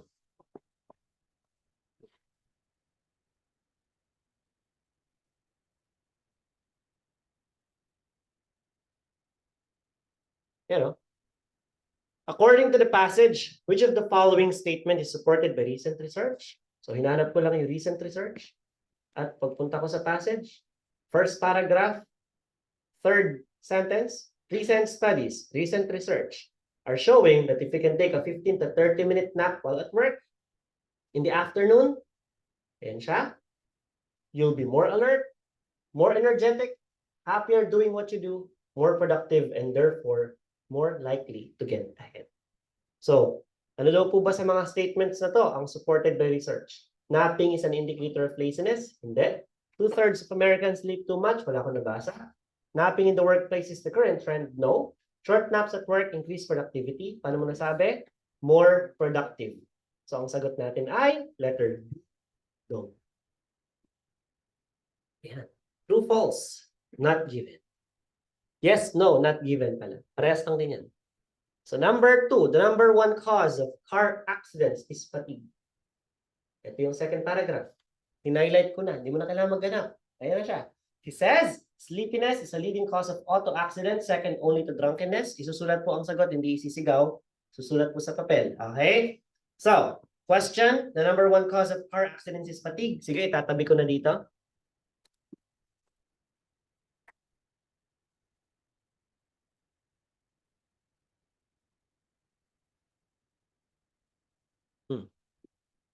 Number 2, the number 1 cause of sleep accidents.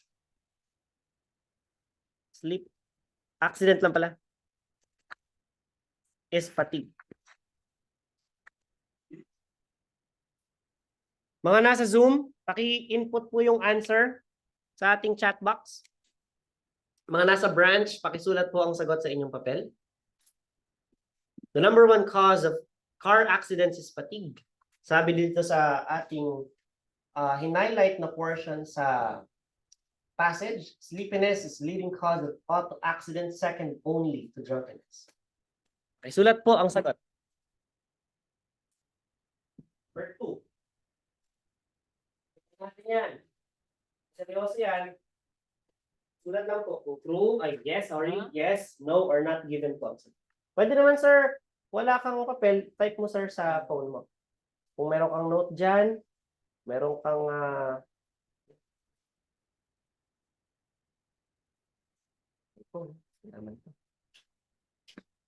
okay. Silipin muna natin yung sagot ng mga nasa Zoom. Tingnan natin kung kamusta ang kultura dito. Kasi hawa-hawa din to. Sino mauna, yun din sagot.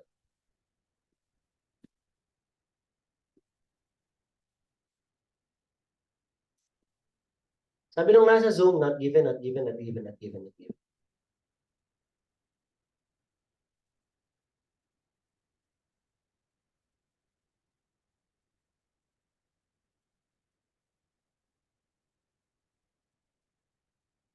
Nakasagot na po, mga nasa branch. Okay. Ano po ang sagot? Ano sagot mo? Ano sagot mo?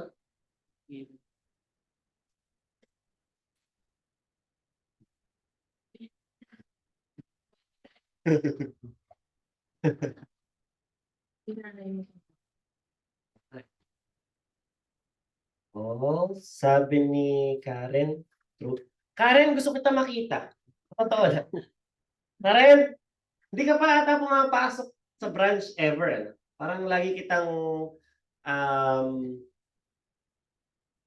lagi ka dito sa Zoom eh. No. Tambay ka dito lagi eh. Karen, gusto kitang ma-meet. Ha, Karen? Karen, nandiyan ka ba, Karen? Pumapasok, sir, DPW. Ay, oo! Alala na kita. Sa kanya ko kasi sinisisi yung mga kalsada natin na tibag-tibag eh. Kasi DPWH sila eh. No? Karen. Charot lang, Karen, ha? No? Kailan niyo ba ayusin yung kalsada sa Aliaga? Ha, Karen? LGU ba yun o DPWH ang may kasalanan? Ano? Okay. So, wala pa pondo, sir. Meron niyang Karen. Naibuls, charot. Alright? So, naka-live po tayo. Baka po tayo Okay. So, ano po ulit yung mga sagot nila sa brand? Not given. Wow, sabay-sabay. I like the confidence. Answer is no or false because it is the opposite. The number one cause daw of car accident is fatigue. Ang sabi sa passage, sleepiness o yung fatigue ay leading cause ng auto accidents. Oo, tama naman. Pero pumapangalawa siya sa drunkenness. Second only to drunkenness. So, tama ba na number one cause ay fatigue? Hindi po. Kasi according to the passage, number two si fatigue. Number one si drunkenness. Congratulations. Hindi Nakakaisa pa lang ba? People who nap in the afternoon are lazy. Dito yan, teka ha.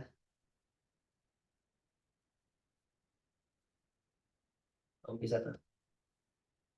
Ayan. People who nap in the afternoon are lazy. Ididikit ko na naman ha. Uy, galingan nyo naman. Number 3. People who nap in the afternoon are lazy.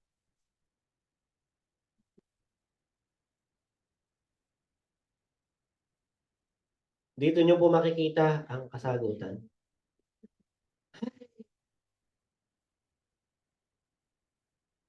Parang wala akong prodigy ngayon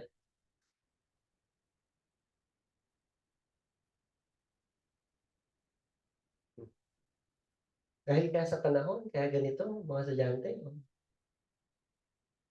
Diyan po makikita yung sagot. Ayan na, pinula ko na. Tinabi ko pa, pinagdikit ko. Yes, no, o not given po ang sagot. May sumagot ng no sa branch. Sasagot po ng yes. Nag-yes. May isa. May sagot po ng not given. Isa.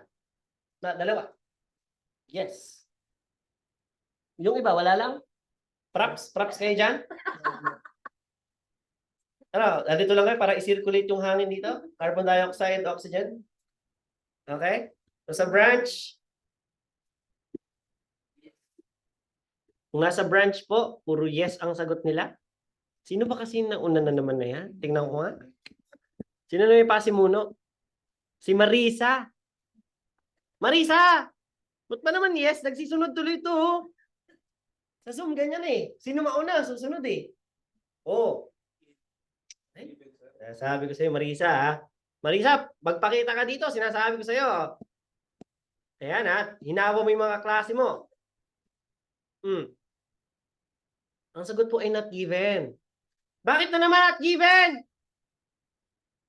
Ang sabi sa passage, there is a tendency to associate afternoon naps with laziness and non-productivity. Ang sabi, people who nap in the afternoon are lazy. Nakita mo ba na people who nap in the afternoon are lazy? No, there is just a tendency to associate napaka-weak nung connection ng napping at laziness. Kaya ang sagot ay not given. Isa pa! Nakadalawa ka na.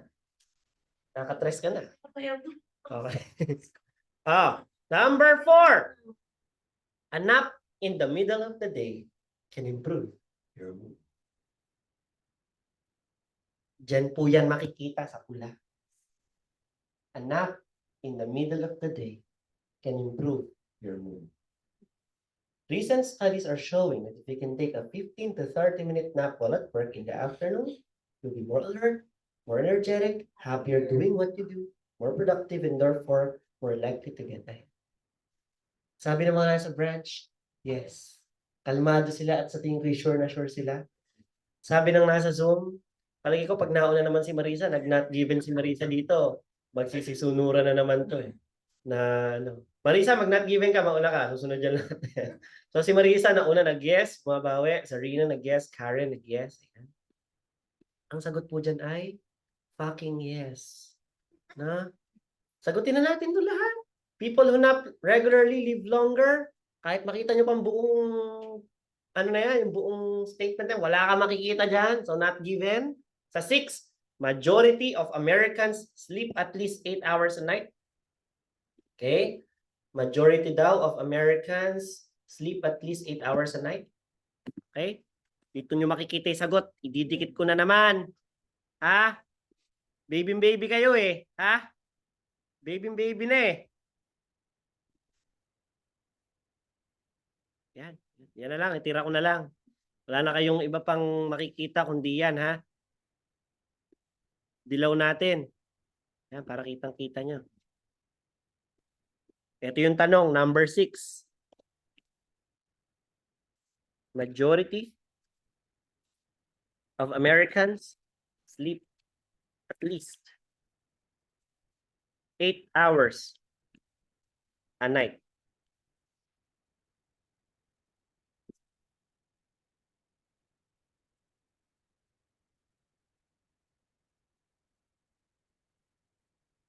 Question, majority of Americans sleep at least 8 hours a night.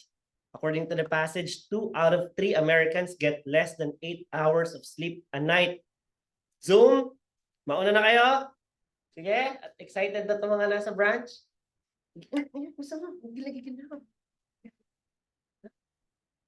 Atat na sila.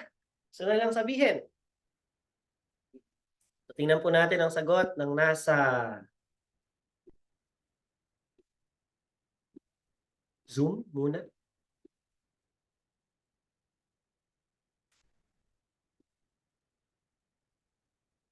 Ang sagot nila ay no.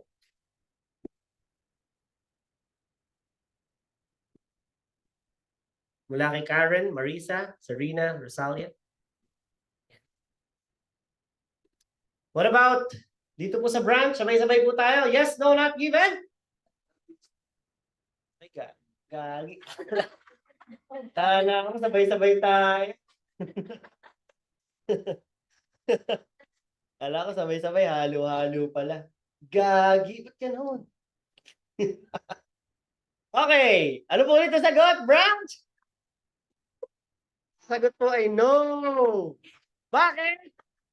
Bakit no? Paliwanag ko kung bakit no, ha? Oh, 2 out of 3. Yung 2 out of 3 po ba ay majority? Tama? Tapos sabi, less than 8 hours. Ang sabi doon, at least 8 hours, yung at least more. So, kumpara mo yung more sa less. Magkaiba ba sila? Yes. So, anong sagot? Dapat. O, sabay-sabay tayo. 1, 2, 3. Ako sabay-sabay na. Proud ako. Sabi ko, wow, kung eto na to. Okay?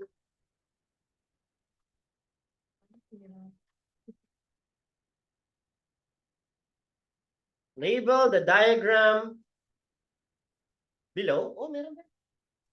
Kala ko matatapos sa isang oras. 11:30 na pala. Nag-enjoy ako masyado. Label the diagram below. Choose no more than 2 words and or a number. Ibig sabihin pa pag lumagpas ka sa dalawa, yari ka. From the passage for each answer. Write your answer in boxes. So yan lang po ang makikita nyo. Drawing lang. Tapos pupunta ka sa passage. Ganito. The circulation of air in the atmosphere is activated by convection, the transference of heat resulting blah blah blah. So, una, may clue tayo dyan. Ano yung clue? Tingnan nyo.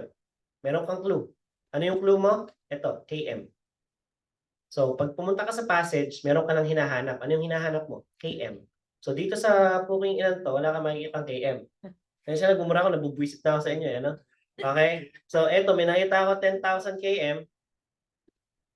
Visit nyo ako eh. Dito naman, 10 km. Okay? So, ngayon, intindihin natin. The distance from the equator to the pole is 10,000 kilometer. Yan. From the equator, ito yung putang inang yan, equator to pole is 10,000 kilometers. So, anong sagot natin sa 1? 10,000 kilometers. Pero, while the ceiling height, ito siya, to the beginning of the stratosphere is only about 10 kilometer. Ceiling height, ito yung stratosphere. Ilan to? 10. Anong sagot dito? 10,000. Wala, may kilometer pa, wala na. Tapos dito, 10 lang. And then sa 3, the air therefore splits up into several smaller loops or convection cells between the equator and each pole. Ito po yung equator. Tapos ito na may North Pole. There are 3 such cells and within this circulation is mainly north to south. So, sa pagitan na ng equator, and pole, meron daw 3 cells na tinatawag. At ang circulation mula taas pababa, north to south. North to south po ba tong movement na to? Yes, may 3 daw nun. Anong tawag sa kanila? Convection cells. Ayun siya. Nahati siya sa smaller loops called convection cells. So, ganoon naman ang pagsagot nun. Ito yung sample po ng yes, no, not given. Di po titigil ito, guys. Di tayo lulibay. Hanggat dito nangyayari. Hindi natin to titigilan. Kesa naman pabayaan ko na lang kayo dyan. No? Oh. Okay? Ito po yung sample ng yes, no, not given na they appear in order. Sunod-sunod. Okay? So ito mas madali. 1. Evidence so far indicates that further study of Shoemaker-Levy will be worthwhile. Sabi dyan? One question which may never be answered. Was Shoemaker-Levy a comet or was it an asteroid instead? Di ba maraming haka-haka. Tapos, ito yung kanyang mga studies. There was tremendous excitement in astronomical circles during the collision of comet and planet. It's now time to see what has been learned from this impact. So kung pag-aaralan pa daw ba natin ang Shoemaker-Levy na comet, magiging worthwhile daw ba ito? Nagsasuggest daw ba yung passage na dapat pa itong mas pag-aralan? Yes. So the answer here is yes in paragraph 3. 1, 2, 3. Ayan siya. It is mentioned that scientists studying the chemical composition of the spots on Jupiter, where Shoemaker-Levy 9, SL9 hit, thought they might see evidence of water and oxygen of the expected products when an icy comet vaporizes. These lines suggest that researchers believe to have witnessed the evidence of water and oxygen at the impact site, showing the chemical composition of the comet. Thus, the further study of Shoemaker-Levy 9 will be worthwhile. Hence, the statement agrees to the information. So the answer is yes, that's the explanation. Number 2, there are no physical evidence differences between asteroids and comets. Sabi po dyan sa passage, kasunod na paragraph, asteroids are rockier than comet. So ang tanong, there are no physical difference nga ba between asteroids and comets? No, di ba? Kasi umpisa pa lang, yung asteroid daw ay mas bato-bato kaysa sa comet. So ang sagot natin ay no. Sa matatagpuan yung sagot, paragraph 4. Paragraph 4 states that asteroids are rockier than comets, yet an asteroid can have a halo or a tail made mostly of dust. These lines indicate a difference between asteroids and comets. That is, the asteroids are rockier than the comets. Thus, the statement contradicts the information, so the answer is no. The observation of Shoemaker Levi was an immensely expensive undertaking. Ang ginawa ko, skip. Okay? Ginawa ko, skip. Tignan nyo, skip. Kasi hanap ako ng hanap, hindi ko siya makita. Naka 2 minutes na ako. Sabi ko, sige, wait lang. Doon muna ako sa 4. Tama? Okay. Pumunta ako sa number 4. David Levi, being an amateur astronomer, was not taken seriously. Sabi dun sa paragraph 5, the initial lines of 5th paragraph states that amateur astronomer David Levi, who with Eugene and Carolyn Shoemaker, discovered SL9 points out that comets were originally distinguished by their presence. So sa dulo, sabi, they were the ones who originally distinguished the comets by their appearance. Thus, the statement contradicts the information. The answer is no. Tingnan natin maigi. Yung 2, nakita niyo yung sagot sa 4. Tingnan niyo to ha. Tingnan niyo po ito. Malaking maitutulong po nito sa buhay natin ha. Kasi baka magamit niyo to dito sa inyong exam. 1, nakita mo yung sagot paragraph 3. Sa 2, yung sagot, nakita mo sa paragraph 4. Yung 3, skip. Yung 4, nakita mo yung sagot sa paragraph 5. Ngayon, may nakita po ba kayong pattern? Yes. Sunod-sunod. Yung sagot sa 1, 2, at saka dito sa 4, they are found in order. Tama po? So 3, 4, 5. Ngayon, in-skip mo yung 3. Nakikita ta? In-skip mo yung item number 3. Hindi mo makikita yung sagot sa paragraph 2. Hindi mo makikita yung sagot sa paragraph 6. Makikita mo lang po ang sagot sa pagitan ng 4 at ng 5. Kanina mo pa hinahanap, hindi mo makita. Ano ibig sabihin nun? Sumuko ka na. Totoo, suko na. Ibig sabihin nun, hindi talaga siya binigay. Ano po ba ang sagot kapag hindi binigay? Anong English ang hindi binigay? Not given. So not given po ang sagot. Kaya gusto ko itong i-highlight sa inyo. Alright? Kaya importante malaman nyo saan nyo nakikita yung sagot para makita nyo kung may pattern. They appear ba in order? Yes. Para just in case mag-skip ka. So halimbawa lang, nakita mo ang sagot sa number 6, paragraph 6. Yung sagot mo sa number 7, skip. Sagot mo sa number 8, paragraph 7. Ibig sabihin, nasa pagitan ng 6 and 7, yung sagot dapat sa 7. Wala kang makita. Ibig sabihin, malabo mo na siyang mahanap doon kahit magsimula ka pa sa 1 to 9, 9 na paragraph, napakahaba ng bubunuin mo, ang sagot agad doon, not given. Dahil hindi siya minention talaga. Hindi siya talaga doon ibinigay as an information. Nagigets yan? Okay. Ay, salamat po. Alright. So for Zoom participants, Zarina, Iana, Karen, Maine, Marian, Marisa, Renato, Rosalia, Shannon, thank you very much for participating. You will see the link for practice, general training, academic on our Facebook group and Discord. And the replay will be posted as well on our Facebook group and Discord. So may you have a nice weekend ahead. God bless and good luck on your exams. Thank you for playing with us today.